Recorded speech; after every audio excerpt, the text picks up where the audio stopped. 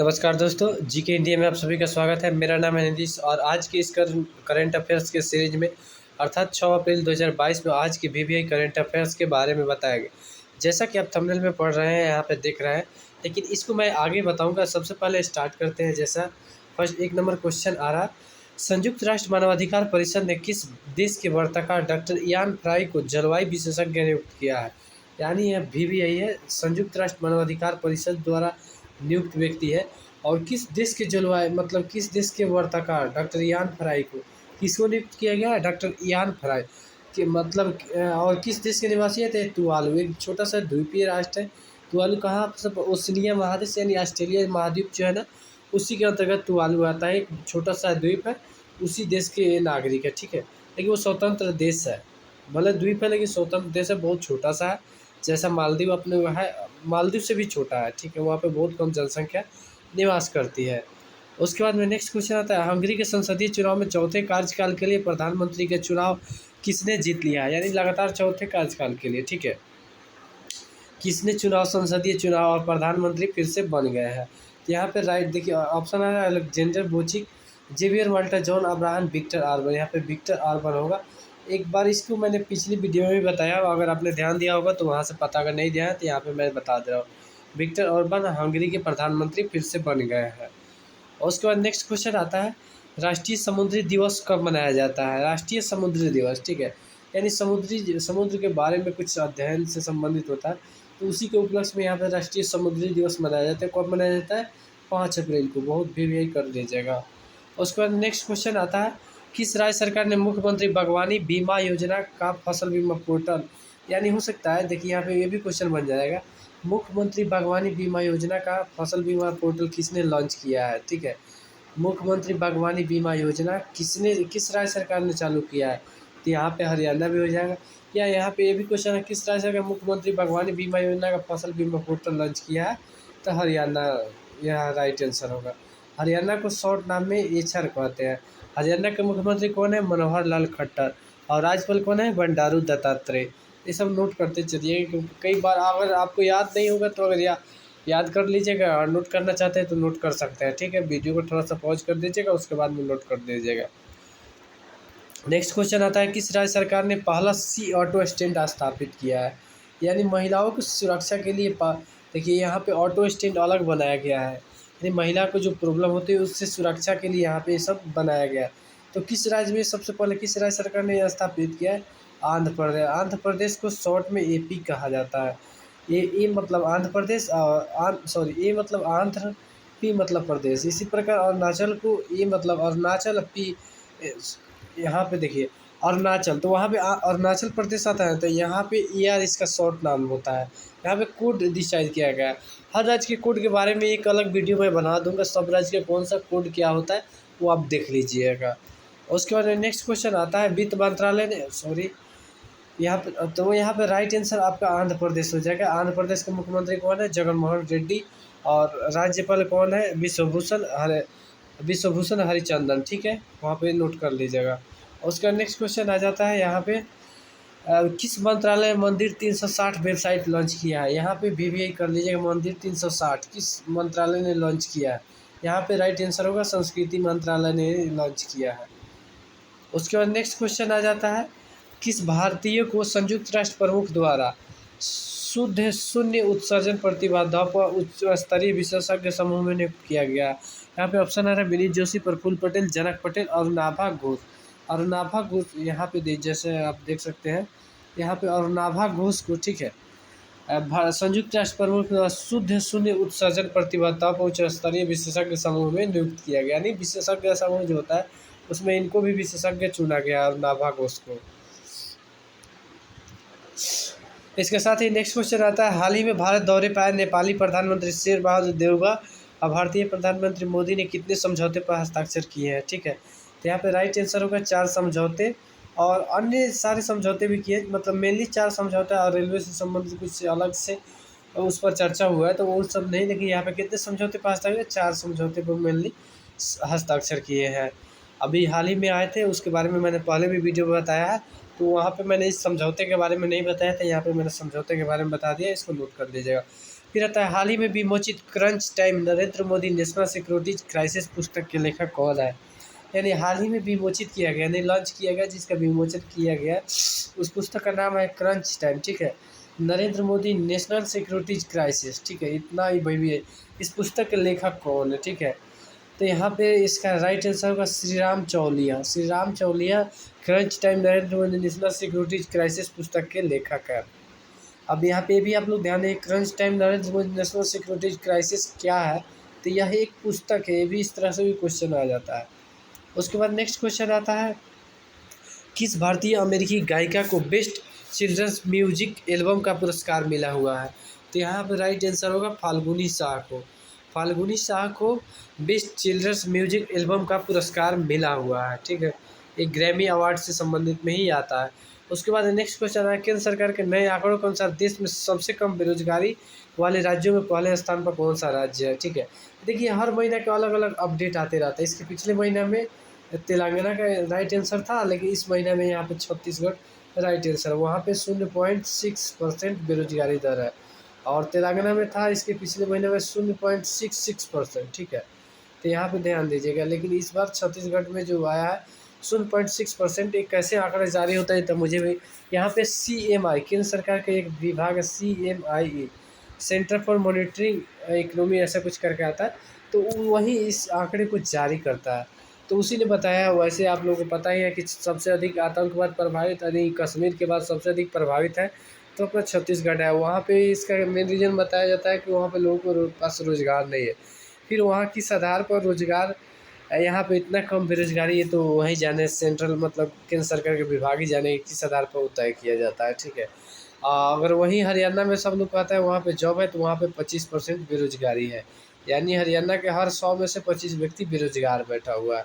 अगर बिहार की बात करें तो यहाँ 14% लोग बेरोजगार बैठा हुआ है।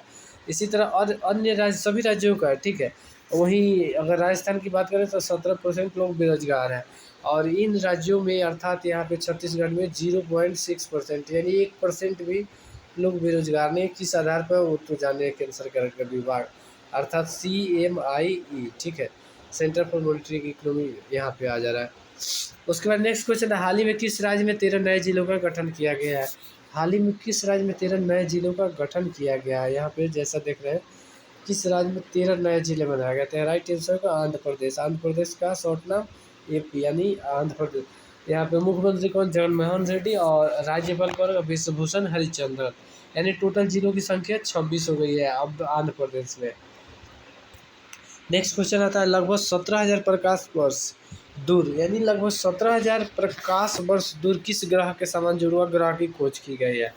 यहाँ पे राइट आंसर होगा बृहस्पति। बृहस्पति ग्रह के समान ही लगभग 17,000 प्रकाश वर्ष दूर। ठीक है, 17,000 प्रकाश वर्ष दूर एक ग्रह की खोज, मतलब नया ग्रह मिला हुआ है। तो वही मतलब बृहस्पति की जो देखने में बृहस्पति के समान है, इसलिए इसके बृहस्पति के समान जुड़वा ग्रह कहा जा रहा है। उसके बाद नेक्स्ट क्वेश्चन आ जाता है, किस राज्य के मुख्यमंत्री ने आपातकाल अर्थात आपात स्थिति के दौरान जनता के लिए कावल उठवी ऐप लॉन्च किया है। देखिए क्या होता है, कई बार लोगों को जैसे कोई लूटने लगा या किसी भी तरह की आपात स्थिति है, चाहे किसी महिला के साथ कुछ अन्याय होने लगता है, तो उस वजह में आपात स्थिति होता है। उसके लिए आपात स्थिति के लिए वहाँ पे तमिलनाडु सरकार ने कावल उठवी ऐप लॉन्च किया है, जो बहुत सारी फीचर, लगभग 60 फीचर के साथ वो उपलब्ध है। यानी कोई भी ऐसी होगा तो उसमें 60 फीचर उपलब्ध है कावल उठवी, यानी वहाँ पे आम जनता के लिए इसको बनाया गया ताकि कोई भी हेल्प किया जा सके आम जनता को। नेक्स्ट क्वेश्चन आता है, किस राज्य सरकार ने स्कूल चलो अभियान की शुरुआत की है।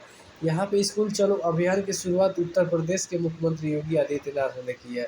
ठीक है, योगी आदित्यनाथ मुख्यमंत्री ने की है। यहाँ पे उत्तर प्रदेश राइट आंसर होगा। इसके साथ ही इससे ही जुड़ा हुआ एक और क्वेश्चन आता है, उत्तर प्रदेश के मुख्यमंत्री योगी आदित्यनाथ ने स्कूल चलो अभियान की शुरुआत कहाँ से की है। ठीक है, ये भी ज़्यादा भी है, मैं एक ही साथ बता सकता था, लेकिन बहुत कोई नोट नहीं करता है इस क्वेश्चन को नोट, एक क्योंकि VVI बन रहा था, इस वजह से मैंने इसको क्या किया, अलग क्वेश्चन बना दिया है। और कहाँ से की है शुरुआत, यहाँ पे जैसे देख सकते हैं कहाँ से, भी बहुत ज़्यादा वैल्यू है। श्रावस्ती जिले से। ठीक है, उत्तर प्रदेश का एक जिला है श्रावस्ती, वहीं से स्कूल चलो अभियान की शुरुआत की है। ये ज़्यादा VVI होगा, स्कूल चलो अभियान की शुरुआत किसने की, क्योंकि नाम भी और काम भी ज़्यादा ये मतलब पढ़ने में हेडलाइटेड है, और थोड़ा ज़्यादा अच्छा भी है, शिक्षा से संबंधित है, इस वजह से हाईलाइटेड है, इसलिए ज़्यादा एग्जाम में आने की संभावना। उसका नेक्स्ट क्वेश्चन आता है, इंडिगो के किस सह प्रवर्तक ने आईआईटी कानपुर को 100 करोड़ रुपया दान दिया है।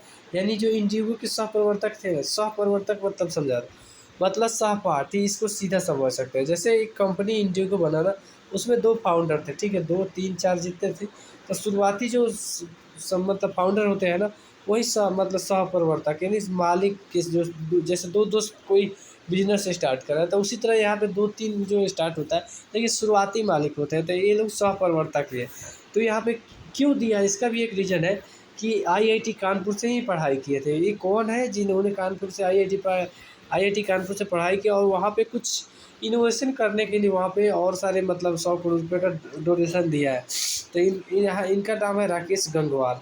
राकेश गंगवार जो यहाँ पे इंडिगो के सह प्रवर्तक हैं, जिन्होंने आईआईटी कानपुर से भी पढ़ाई की है, इसलिए उन्होंने अपने कॉलेज को 100 करोड़ रुपये डोनेशन दिया और कुछ बेहतर बनाने के लिए।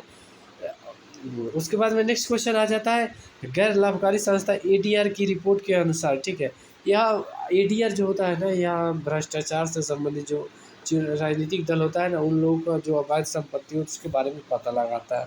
एडीआर का यही पूरा रिपोर्ट जारी करता है। उसके बाद में आ रहा है, वित्त वर्ष 2019-20 में किस पार्टी को 2025 कारपोरेट दानदाता, यानी 2025 कारपोरेट दानदाता, यानी जो उद्योगपति है उन लोगों ने से सर्वाधिक 720 करोड़ रुपये का चंदा मिला है, लगभग 720 करोड़ का चंदा मिला है यहाँ पे। तो जानते ही हैं कि सबसे अधिक कारपोरेट से ही चंदा लोगों को, नेताओं को मिलता है, यदि राजनीतिक दल को। ये किस पार्टी को, भारतीय राष्ट्रीय Congress, Trinamool Congress, Bharatiya Janata party, all India Congress.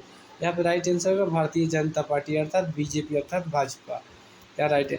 उसके बाद नेक्स्ट पूछा, किस व्यक्ति ने हाल ही में ट्विटर में 9.2% हिस्सेदारी 2.89 अरब डॉलर में खरीद लिया है, ठीक है। ये बहुत ज़्यादा वीवीआई है। वैसे बिजनेस से रिलेटेड जो क्वेश्चन आएगा उसमें ये सब आएगा, लेकिन अगर आप बिजनेस से जहाँ पे क्वेश्चन नहीं है तो वहाँ पे नहीं आएगा, ठीक है। तो यहाँ पे ट्विटर जानते हैं कि वैश्विक कंपनी है। ट्विटर के सीईओ कौन है, पराग अग्रवाल। समझ सकते हैं ट्विटर दुनिया का सबसे बड़ा मतलब आम मतलब बड़े नेताओं के लिए जुड़ने का प्लेटफॉर्म है। तो यहाँ पे किसने खरीद लिया, एलन मस्क, जो दुनिया का सबसे अमीर है, उन्होंने ही 9.2% हिस्सेदारी 2.89 अरब डॉलर, यानी समझ सकते हैं लगभग आपका 19,000 20,000 करोड़ के आसपास में उन्होंने इसमें निवेश किया है, निवेश करके खरीद लिया है। उसके बाद नेक्स्ट क्वेश्चन आता है, भारत का नया विदेश सचिव मोस्ट वीवीआई भारत का नया विदेश सचिव किसे नियुक्त किया गया है। यहाँ पे देखिए, विजय मोहन क्वात्रा, जो पहले आईएएस अधिकारी थे, विदेशों में राजदूत भी रह चुके हैं, ठीक है। यहाँ मोस्ट वीवीआई विदेश सचिव किसे नया बनाया गया, विजय मोहन क्वात्रा को, ठीक है। उसके बाद यहाँ पे देखिए और आ रहा है, अरविंद वांगची, जो विदेश मंत्रालय के प्रवक्ता है। यहाँ पे विदेश सचिव की बात किया है, यानी विदेश मंत्री उनका सचिव, मेन सचिव हो जाता है। उसके बाद प्रदीप कुमार चीन में राजदूत है, और डॉक्टर हर्षवर्धन पूर्व केंद्रीय स्वास्थ्य मंत्री रह चुके हैं। नेक्स्ट क्वेश्चन है, किस देश ने गैर मित्र देशों के नागरिकों पर वीजा प्रतिबंध लगा दिया है। हाल ही में कुछ समय पहले रूस ने गैर मित्र देशों की सूची जारी किया था, ठीक है। यहाँ राइट आंसर होगा रूस। गैर मित्र देशों, यानी जिस देश ने रूस यूक्रेन युद्ध के दौरान प्रतिबंध लगाया था, उन लोगों को यहाँ पे रूस ने गैर मित्र देश बताया था। और यहाँ पे क्या है, गैर मित्र देश के नागरिक अभी फ़िलहाल रूस की यात्रा नहीं कर सकते, क्योंकि इसने वीज़ा ही नहीं जारी करेगा, ठीक है। यहाँ राइट आंसर होगा वीज़ा। भारत के लिए प्रतिबंध नहीं है, क्योंकि रूस भारत को मित्र देश का कहता रहा है या कह रहा है। यहाँ पे गैर मित्र नहीं, मतलब जो दुश्मन हो, ठीक है, वहाँ पे मित्र देश नहीं कह रहा। तो यहाँ पे राइट आंसर रूस हो जाएगा। भारत पर कोई प्रतिबंध नहीं है, ठीक है, भारत मित्र देश में है। नेक्स्ट क्वेश्चन आ जाता है, हाल ही में मथुरा धर्म महामेला 2022 का मथुरा धर्म महामेला का आयोजन कहाँ हुआ था। राइट आंसर होगा पश्चिम बंगाल, ठीक है। पश्चिम बंगाल में मथुरा धर्म महामेला का आयोजन किया गया था। उसके बाद नेक्स्ट क्वेश्चन, हाल ही में गुड़ी पड़वा त्यौहार किस राज्य द्वारा प्रमुख रूप से मनाया गया है। जैसा कि आप देख रहे हैं, हाल ही में गुड़ी पड़वा त्यौहार, यहाँ पे गुड़ी पड़वा त्यौहार किस राज्य द्वारा प्रमुख रूप से मनाया गया है। और जगह भी मनाया जाता है, लेकिन मेनली कहा, जैसे अगर छठ पर्व की बारे में बात करें, तो छठ पर्व बहुत सारे जगह मनाया, लेकिन मेनली कहाँ मनाया जाता है, तो बिहार। उसी तरह गुड़ी पड़वा त्यौहार किस राज्य में प्रमुख रूप से मनाया गया, ठीक है। यहाँ पे राइट आंसर होगा महाराष्ट्र। महाराष्ट्र को शॉर्ट में एमएच कहते हैं। महाराष्ट्र को शॉर्ट में इमेज कहते हैं। महाराष्ट्र के मुख्यमंत्री उद्धव ठाकरे हैं और राज्यपाल कौन है? भगत सिंह कोश्यारी। भगत सिंह कोश्यारी जो उत्तराखंड के पूर्व मुख्यमंत्री भी रह चुके हैं। ठीक है, ये सब पॉइंट नोट करते चलिए। बहुत सारी चीज़ का मतलब नहीं बता पाते क्योंकि देखने में थोड़ा अच्छा नहीं लगता, इस वजह से मैं यहाँ पे नहीं लिखता हूँ। उसके बाद में आ रहा है, हाल ही में बिहार और किस देश के बीच 34.5 किलोमीटर लंबी ट्रेन सेवा शुरू हुई है? यहाँ पे मैं बता दे रहा हूँ, 34.5 किलोमीटर किस देश के बीच, मतलब बिहार और किस देश के बीच हुआ है? तो बिहार का मतलब पड़ोसी देश कौन सा है? यहाँ पे नेपाल हो जाएगा। ठीक है, मैं आप लोगों को थोड़ा सा यहाँ पे स्किप कर रहा हूँ।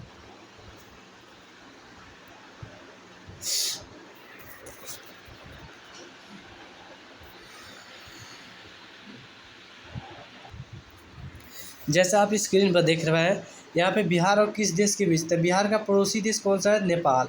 और यहाँ पे 34.5 किलोमीटर, जानते ही हैं कि पड़ोसी देश ही हो सकता है ऐसा, पड़ोसी देश के अलावा कहीं भी ये शुरू नहीं हो सकता है। तो यहाँ भारत मतलब बिहार का पड़ोसी कौन है? नेपाल। तब यहाँ पे नेपाल ही राइट आंसर है। बिहार और नेपाल के, बिहार के जयनगर यानी मधुबनी जिला के जयनगर रेलवे स्टेशन से नेपाल के जनकपुर तक, यहाँ पे जनकपुर रेलवे स्टेशन तक यहाँ पे इस रेल सेवा को शुरू किया गया। हाल ही में भारत दौरे पर नेपाल के प्रधानमंत्री आए शेर बहादुर देउवा ने, और भारतीय प्रधानमंत्री मोदी ने इसका संयुक्त रूप से उद्घाटन किया था। उसके बाद नेक्स्ट क्वेश्चन आता है, हाल ही में भारत सरकार ने नेहरू संग्रहालय के नाम बदलकर क्या रख दिया? जैसा कि मैंने थंबनेल पे इसको बताया था, नेहरू संग्रहालय मस्ट भी यही हो जाता है कि यहाँ पे संग्रहालय आ रहा है। भारत सरकार ने नेहरू संग्रहालय के नाम बदलकर क्या रख दिया? यहाँ पे देख सकते हैं, भारत संग्रहालय, गांधी संग्रहालय, प्रधानमंत्री संग्रहालय, लोक कल्याण संग्रहालय। ठीक है, यहाँ पे राइट आंसर होगा प्रधानमंत्री संग्रहालय। भारत सरकार ने यानी गांधी संग्रहालय, नेहरू संग्रहालय के नाम बदल के यहाँ पे प्रधानमंत्री संग्रहालय रख दिया है। उसके बाद में मैं आप लोगों को बता दूँ, अगर आप इसको जो भी आंसर बनाते हैं चाहे तो PDF डाउनलोड कर सकते हैं या स्क्रीनशॉट ले सकते हैं आंसर का। यहाँ पे पूरा मैंने आंसर दे दिया, आप चाहे तो यहाँ पे आप जो भी इसका बनाएंगे उसको यहाँ पे आंसर से मिला सकते हैं।